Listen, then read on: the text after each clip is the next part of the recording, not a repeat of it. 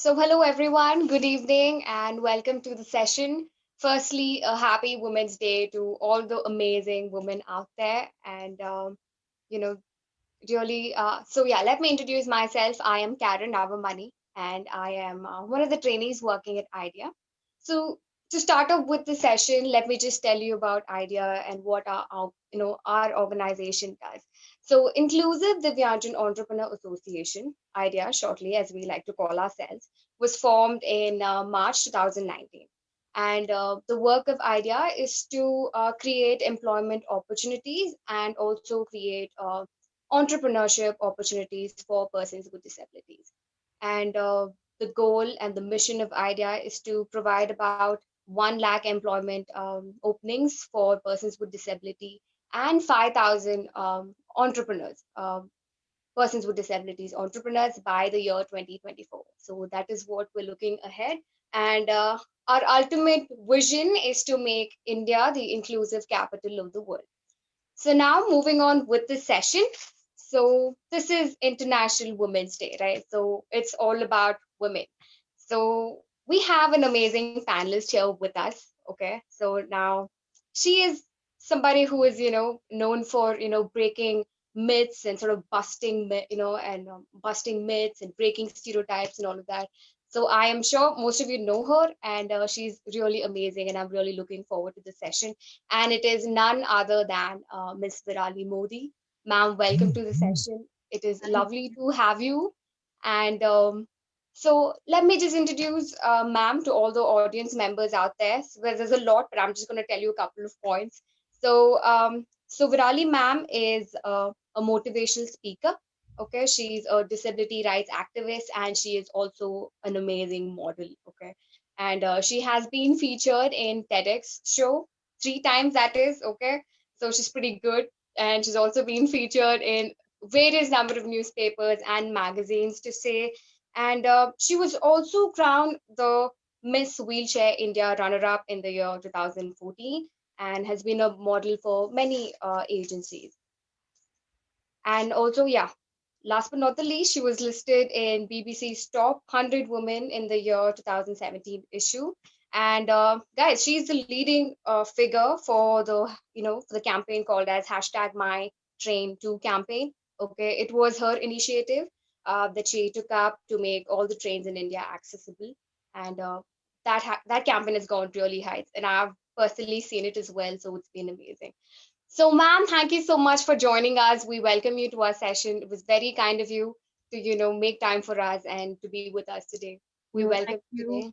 Thank you so much, Karen. The pleasure is totally mine. I remember when you called me up and we had a brief conversation about what this session was going to be like, and I was like, I want to do this. I have to do this.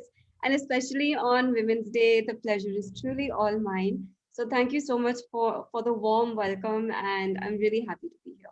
Oh, thank you so much, ma'am. It is our pleasure, actually. And just to start with the session, ma'am, let's just start by knowing about your childhood. What kind of kid were you? How did you grow up? What? Actually, I have a Yeah, question for you. yeah. You've spoken to me a little bit. What kind of kid do you think I was? I don't know if I should say this, but I definitely don't think you were that quiet or anything. You were definitely the naughty one, I would say. Yes, I yes. may be wrong. You're actually right about that. I was very naughty as a kid. I was always getting into trouble. I was always getting like playing in the mud and getting dirty and driving my parents totally insane. Totally insane. That was my childhood. But more than that, I was very good at academics. I was a pretty good student, if I do say so myself. I was a dancer. I've done Bharatnatyam, I've done salsa, tango, hip hop, Bollywood, jazz. I mean, I've learned these different types of dance forms. I was also into sports, so I used to play football, um, not the Americanized version, but soccer. So I guess my childhood, I was raised in America. I was born in Mumbai, but I was raised in America. So I had a pretty good childhood. I mean, it was filled with ups and downs like any kid. I mean, it was pretty great. But I guess that changed when I was 14 years old. I went to India for a brief visit to see my family. And after coming back, this is the year 2006. After coming back, I started getting the symptoms of malaria. So I started getting like a very bad fever, like 101, very bad headaches. And we went to the doctor. The doctor said that it was just a normal viral fever. You take paracetamol, it's nothing, it's not a big deal. I took that, and the medicine didn't really help me, it didn't really affect me. But once the medicine would wear off, the fever would skyrocket to 102, 103 degrees Fahrenheit. We went to the emergency room, and the doctors did all of their testing, and everything was negative. No tests were positive, so they didn't have a diagnosis. They even did a spinal tap to withdraw CSF from the spinal cord to test for neurological ailments. That was also negative. So they sent me home, and the next morning, my mom, she came to wake me up. And as soon as I woke up, I started hallucinating. I couldn't recognize her anymore. And I thought that she had kidnapped me and she'd brought me to this weird place. And I had no idea where I was. I even went to the limit where I told her that my mother was dead, that I had no idea who she was. I went back to sleep, and 5 minutes later, my grandmother came and she woke me up. And I was totally normal. I was fine, you know. And as soon as I got up to walk, I started limping. I wasn't able to walk properly anymore. And when I went to the washroom, I couldn't empty my bladder, so I couldn't urinate anymore. And my mom and dad then rushed me to the emergency room to the hospital. And over there, they emptied my bladder. They transferred me to a bigger hospital. And they did an MRI over there. And they thought that they saw some kind of shadow behind my neck in the cervical region. So they wanted to do a spinal tap. They took me into the testing room. They put me on my side. And as soon as they did the spinal tap and they turned me on my back, I had a seizure. feet आने लगे. And my seizure was so bad, it lasted for 30 to 40 seconds. And my blood pressure skyrocketed. Sorry, my laptop. My blood pressure skyrocketed and I vomited. So half of the vomit went into my lungs, half of it came out. I choked on my own vomit. I aspirated and I went into respiratory arrest. My lungs stopped working. I couldn't breathe anymore. Okay. And because of that, I went into cardiac arrest. My heart stopped working and they declared me dead. I was declared dead for 7 minutes. I was laying there on the testing table. The doctors were trying to revitalize my heart using the electric shock, using the defibrillator. And after 7 minutes, they were able to get a minute heartbeat back, a minute pulse, but they couldn't get my breathing back. So I was transferred into the ICU on a ventilator. And that evening, I came into my senses. I was able to recognize everybody. The next day, the doctors they took me in for another spinal tap. And after that, I went into a coma. I was in a coma for 23 days, during which I was declared dead two more times. So, three times in total. And the second time, my hemoglobin went below 4. Now, our normal hemoglobin is around 10 to 12. Mine went below 4, and the doctors had no idea why this happened. They did all of their testing. There was no internal bleeding, there was nothing. So they gave me 2 to 3 units of blood and they waited for about 40 minutes to an hour, waiting and hoping that my hemoglobin would regulate. And it didn't. So they gave up. They declared me dead once again and they kept me just under observation. After about 40 minutes, my hemoglobin regulated all on its own. And the doctors have no idea till date, and they still consider it to be a miracle. I mean, that's what they call it. And the third time, my body temperature went below 90 degrees Fahrenheit. The normal is 98.6. They thought that I would get hypothermia and my organs would freeze and I would die. So they put heated blankets on me, surrounded my bed with heated lamps, and they waited again for an hour, waiting for my temperature to regulate. But that didn't happen.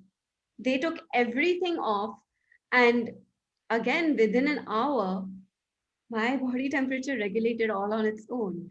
And the doctors had no idea. First of all, they had no idea why this happened. And how did her body temperature regulate? They had no idea about that. Now it's the 21st of September 2006. The doctors had a meeting with my parents, and they basically said that they wanted to pull the plug on my ventilator. They wanted to kill me because there was no hope. There was no signs of improvement. There was no miracle that was going to happen according to them. Now I think I just want to kind of sidetrack here a bit, and I want to talk to you about my parents. So Yeah, my absolutely. dad is the most emotional, sensitive person that you will meet in your life. Okay. He, I mean, seriously, it's like if you're watching a Bollywood film now, Yeah. and उसमें जो विदाई वाला scene होता है, my Yes. dad starts crying in that. Okay. I see what you mean. Yes, Yeah, ma'am. so you can kind of imagine how he was during this whole time. He was a mess. Yes. टूट चुके थे, like he was broken. And my mom was totally the opposite. She was like this person that agar if you cry in front of her or in front of me, she will kick you out of the hospital. Okay. That is who she was. She would Okay. not let anyone cry in front of me, and agar koi bhi rota tha, she would kick them out. That's how she was. Okay. But that day my mom fell to the floor. उनके पैर पकड़ लिए. She grabbed the doctor's feet and she cried her eyes out. She cried so much that the doctor's shoes were wet with her tears. Okay. You could literally see them. That's how wet they were. Yeah. And she basically just said that Virali's 15th birthday is coming up on the 29th of September, and I want to celebrate it. So I don't care what you have to do. She was sassy. My mom was sassy. She was Okay. like, I don't care what you have to do. You Yes. have to go and get the permission. I don't care what happens. Yeah. And the doctors were like, are you crazy? Your daughter is fighting between life and death, and you want to celebrate her birthday. Like, do you need a psych evaluation or something, a psych consult? Yeah. And my mom was like, no, I know my daughter is going to survive. I know that she's going to be fine. And when she comes out of her coma, she's going to ask me, what happened to my 15th birthday? What kind of mother would I be if I didn't have any proof of that? So I want to celebrate her birthday. I don't care what you have to do. Excuse me. Excuse me. God bless you, ma'am. Thank you. Thank you. Excuse me. Um, so the doctors were like, okay. They went to the dean of medicine and they got the permission. But there was only one condition. There was one condition. The condition was that if on the 29th of September something miraculous doesn't happen, then on the 30th of September midnight, they are going to pull the plug on the ventilator, killing me. They gave my mom a consent form to sign. My mom signed it that day. She basically, it's a metaphor, you could say, for my death certificate. Yeah. My mom almost, she signed my death certificate that day, you could say that. Now, on the 29th of September, my parents called all of my family members over. There were around 75 to 80 people in the hospital room. मेरा पूरा कमरा सजाया था. They decorated my whole hospital room with like balloons and streamers, everything that you could imagine. And my dad, everyone was surrounding my bed and singing happy birthday. And my dad took my hand. We cut the cake. And as soon as I cut the cake, I opened my eyes Wow. and I'm staring at the ceiling. And everyone turned, my mom turned to look at the clock to see what time it was. It was 3:05 p.m. And on September 29th, 1991, at 3:05 p.m. is the exact time that I was born. Okay. This is just too amazing, I must say. Seems like a Bollywood story now because I really felt like it was. Oh, Until I absolutely, saw it does. it's Ma'am, so yes, so true. melodramatic. It's so melodramatic. And it kind of fits with my whole persona as well. So I'm Okay. totally down for it. But I went back into a coma after an hour, and the doctors did an evaluation, and they told my mom and dad that Virali is going to be fine. There is hope. एक बार वो coma में से बाहर आई है, she's gonna come out of the coma once again. And on the 5th of October, the doctors took me into the operating theater. They took out the ventilator and they put it through my throat, called a tracheotomy. And as soon as the anesthesia wore off, I came into my senses.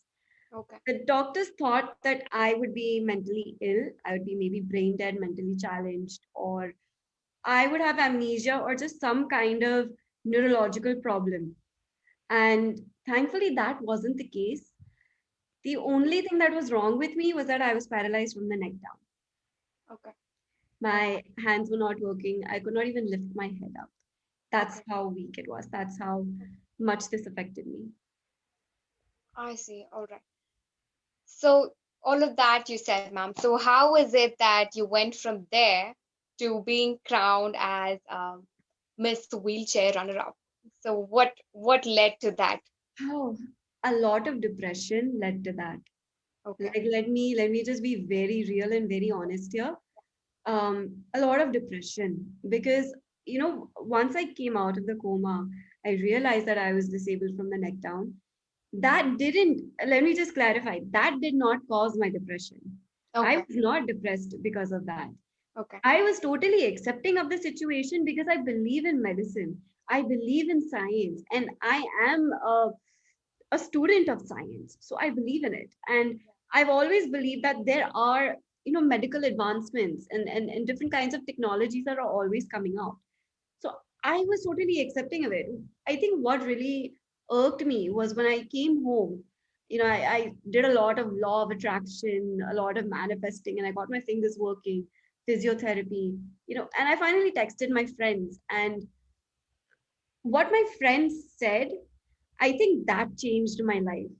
That is one moment where my life changed. I Okay. asked them if they wanted to hang out with me, and they said that they didn't want to because I was a burden on them because I was in a vegetative state. They were like, "What will we do? Like, how will we hang out with you? You're a vegetable," is basically Oh, what they said. And that caused my depression, and that led me to attempt suicide twice as well. And I survived. I got a lot of psychological help, counseling, therapy, everything.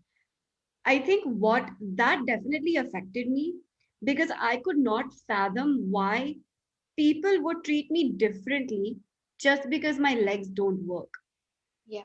Because you're not friends with me because my I am able to walk. You're Yeah. friends with me because of my personality, because of my mind. Yeah. That hasn't changed. The only thing that's changed is my ability to walk. So I couldn't understand that. I couldn't fathom that. And but what my mom said after we got discharged, after I was discharged from the hospital, my mom was an advocate of tough love. She sat beside me and she was kind of like, why? I mean, all of this happened. Did it make any difference? Did it change anything? Were you able to change your past? I said, no. She's like, then why are you ruining your present and your future? And why are you worrying about people who don't care about you? You you will find friends, but only when you start accepting yourself and you start loving yourself truly. You need to accept the situation that you're in. And I think that was the push that I needed from her. And I had always wanted to be a model and an actress. And Miss Wheelchair India, my mom and my dad constantly supporting me, constantly pushing me to go for my dreams and to not care about what people think and to not let your disability define you and to not let it limit you. You have the ability to go and pursue anything that you want as long as you have the willpower, the perseverance, and the determination for it. Yes. They Yes. made sure that I was wanting that. And when I said that, yeah, I wanted it, they supported me. I won second place. And It's amazing. yeah, Absolutely amazing. I must say, ma'am. Okay, so in our social media, apparently we have too many questions dropping in for you. But Okay. how unfortunate that we are running short of time. I can't even believe that we finished 25 minutes. Do you believe It's that? been 25 minutes. Are you Oh kidding? my God, I can't believe that. But yeah, but you have a lot of fans, that is for sure. But Oh, ma'am, for the session, the most important thing for our audience is that for our viewers, it is,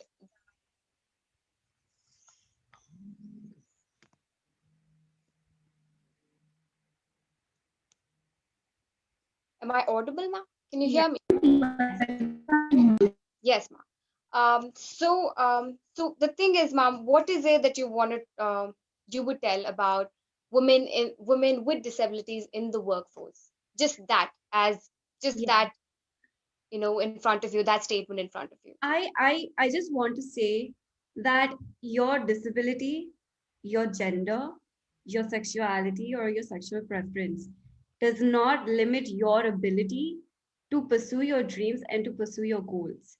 That is one thing that I want to say. I know it's a very generic statement, but I truly mean it from my heart.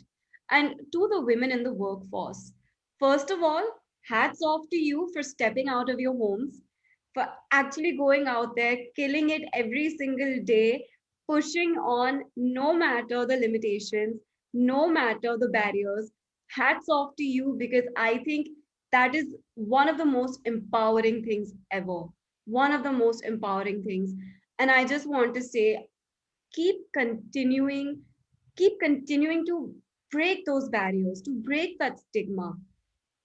Don't let people put you down. I know this is kind of contradictory, but stand up for yourself. I'm I think it sorry, fits it's perfectly. Yeah. contradictory, but stand up for yourself. And that was a disability joke right there in itself. But stand up for yourself. Hold your own ground. You are not powerless. You are not voiceless. You have the power. You just need to unleash the beast from within. That's all you need to do. And seriously, hats off to all of you lovely women, Karen, Sheetal, all of you guys, everyone associated with IDEA. You guys are just brilliant for what you're doing. Thank you so much. And it was just amazing to be here. And if we do have time for questions, I would love to answer one or two.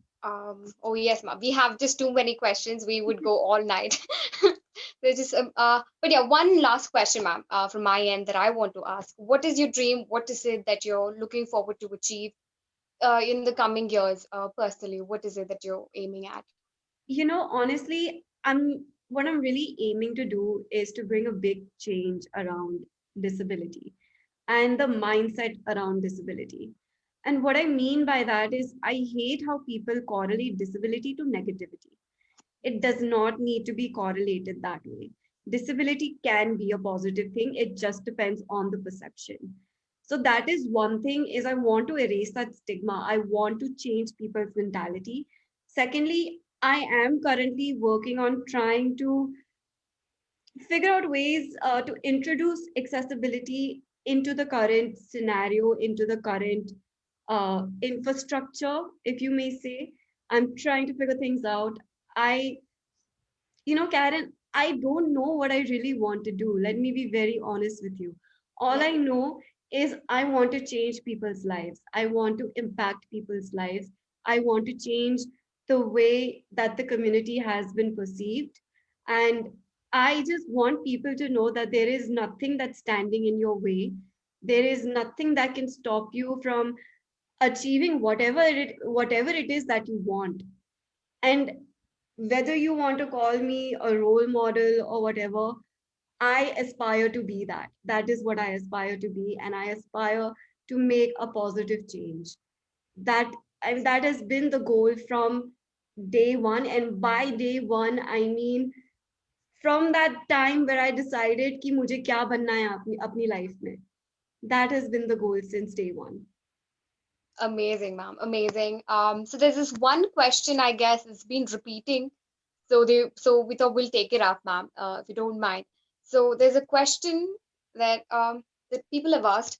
What is your secret motivation? You guys. So yeah, so they want to get the Honestly, recipe, I guess, for your motivation. you guys are my motivation.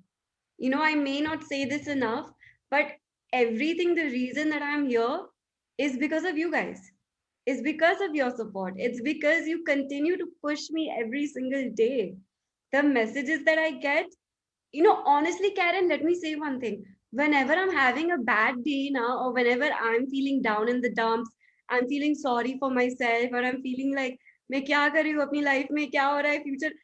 I get those days also. Just because I'm a motivational speaker does not mean that I don't go through this. It's Yes, similar. absolutely. Yes. But getting just one message where someone's like, Virali, you changed my ideology, or Virali, your talk impacted me, or I saw you here, or I saw you there, that changed my mindset. That is what makes me want to get up and get out of bed and to do something. That is what it is. So, my motivation is you. You are my motivation. Okay, so viewers, listen to it. Y'all are ma'am's motivation, so just keep hanging there.